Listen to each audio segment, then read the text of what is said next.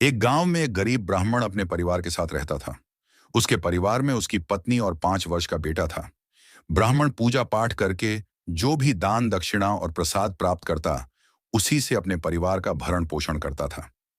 एक दिन एक साधु महात्मा भिक्षा मांगने उसके घर आए, लेकिन घर में अन्न का अभाव था। फिर भी ब्राह्मण ने साधु महात्मा को अन्न दान किया और उन्हें प्रणाम किया। साधु महात्मा आशीर्वाद देकर चले गए। यह देखकर ब्राह्मण के पुत्र ने पूछा, पिताजी, आपने महात्मा जी को अन्नदान क्यों दिया?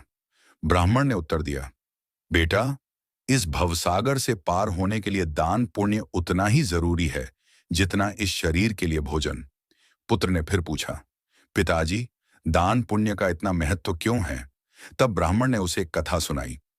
राजा भोज और ब्राह्मण की कथा। एक समय की बात है। राजा भोज का राज्य बहुत समृद्ध था। उनकी प्रजा उनसे अत्यंत प्रसन्न थी और जब वे महल से निकलते तो पूरा राज्य उनका सम्मान करता था। उनके राज्य में एक गरीब ब्राह्मण रहता था जिसकी एक पुत्री थी। उसका विवाह करना था, लेकिन ब्राह्मण के पास धन नहीं था। उसने अपने नाते रिश्तेदारों से धन मांगा, पर किसी ने सहायता नहीं की। गांव में भी किसी ने उसकी मदद नहीं की, जिससे वह अत्यंत चिंतित हो गया। आखिरकार ब्राह्मण ने सोचा कि अब उसे चोरी करनी पड़ेगी, लेकिन वह सोचने लगा कि इतना धन कहाँ मिलेगा।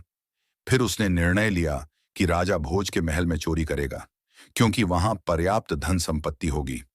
ब्राह्मण दिन में ही राजा के सेवकों के पीछे पीछे चलता रहा और किसी तरह राजा के कक्ष में प्रवेश कर गया। वह वहीं छिप गया और रात होने की प्रतीक्षा करने लगा।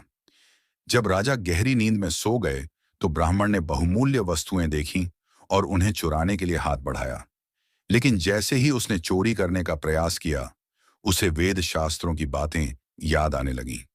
उसे ध्यान आया कि चोरी करना पाप है और इससे उसे नरक में दंड मिलेगा। इस सोच विचार में वह पूरी रात बिता दिया और कुछ भी चुरा नहीं पाया। सुबह होने लगी। राजा को जगाने की तैयारियां शुरू हो गईं। बाहर सुंदर स्त्रियां मधुर संगीत गाने लगीं, हाथी चिंघाड़ने लगे, घोड़े हिनहिनाने लगे, ढोल बाजे बजने लगे और पूरी प्रजा जय जयकार करने लगी।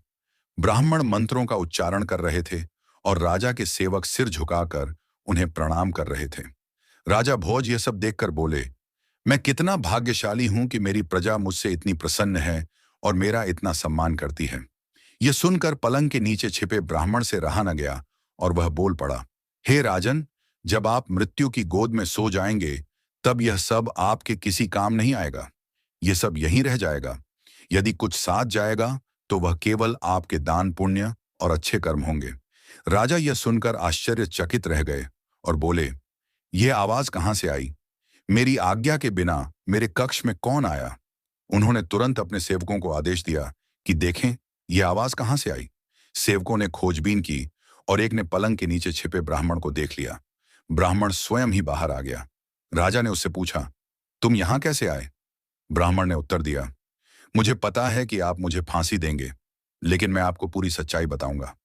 मेरी पुत्री के विवाह के लिए मैंने सब जगह धन मांगा, लेकिन कोई सहायता नहीं मिली। तब मैंने चोरी करने का निश्चय किया और आपके महल में घुस आया। लेकिन जब मैंने चोरी करने के लिए हाथ बढ़ाया तो वेद शास्त्रों की बातें याद आ गईं और मैं कुछ भी चुरा नहीं पाया। रात भर यही सोचता रहा और बाहर नहीं निकल पाया। राजा भोज ब्राह्मण की बात पर गंभीरता से विचार करने लगे। उन्होंने महसूस किया कि ब्राह्मण ने सत्य कहा है। मृत्यु निश्चित है और एक न एक दिन सभी को आनी ही है। मृत्यु के बाद कोई भी सांसारिक वस्तु साथ नहीं जाएगी, केवल दान पुण्य और भगवान की भक्ति ही साथ जाएगी। राजा ने अपने सेवकों से कहा, इस ब्राह्मण को जितना भी धन चाहिए आदर पूर्वक देकर इसे विदा करो। इसने मेरी आंखें खोल दी हैं। अब मुझे झांत हुआ कि यह संसार मेरे साथ नहीं जाएगा। केवल मेरे अच्छे कर्म और भगवान की भक्ति ही मेरा साथ देंगी। यह कथा सुनकर ब्राह्मण का पुत्र दान पुण्य और भगवान की भक्ति का महत्व समझ गया।